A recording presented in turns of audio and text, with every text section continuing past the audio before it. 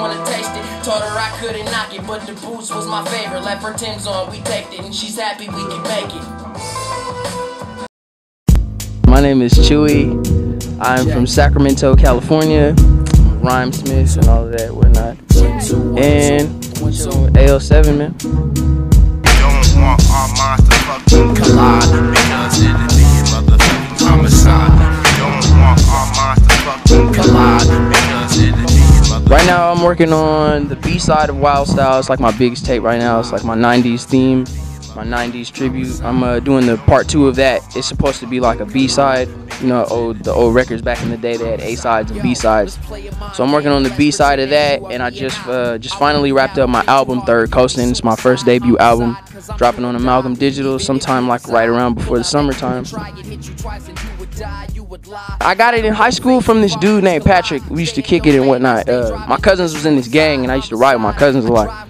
And there was this dude named Patrick that I met through them, and he used to call me Chuuwee Gomez all the time. And I didn't know nothing about the KMEL DJ or anything. I was just like, why does this motherfucker keep calling me Chuuwee?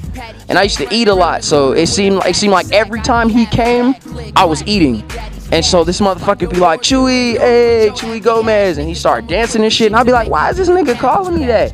And that was at the time when everybody was getting nicknames and shit in the game. And so I'm like, the nickname I had, I can't even remember what it was, but the nickname I had, I was like, I'm not fucking with that, just call me Chuuwee. And so everybody started calling me Chuuwee, and then after a while, girls turned it into some other shit.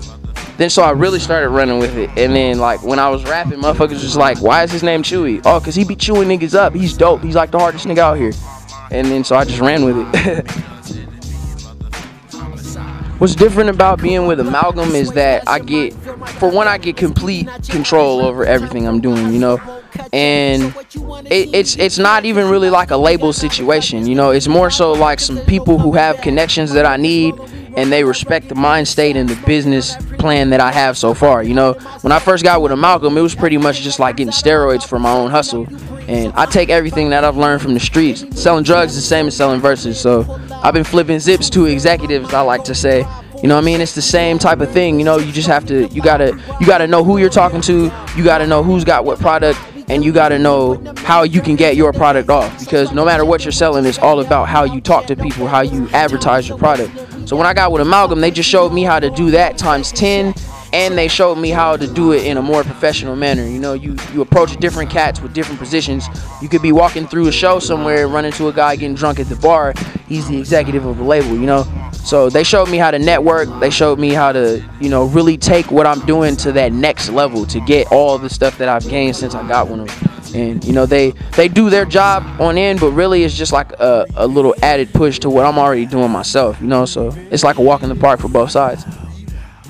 I had a lot of people in my ear trying to tell me about Amalgam, you know, like they're heavily respected, but they're also heavily slandered, and a lot of people got a lot of misconceptions about the label. But DJ Next is a cool dude, man, and he really helped me out. Like, I owe him a lot of what I got right now, and he respected me as a man and as a businessman, and took that whim to just, like, I know that I have talent, and I know that I can go somewhere, and he was the one person that knew that I could do that too. You know what I'm saying? Like, a lot of people might know I have potential, they know I'm talented, but he was the one guy that took that chance that I needed, and that's why my shit just took off. So I'm definitely respectful and highly appreciative of everything that my label's done for me.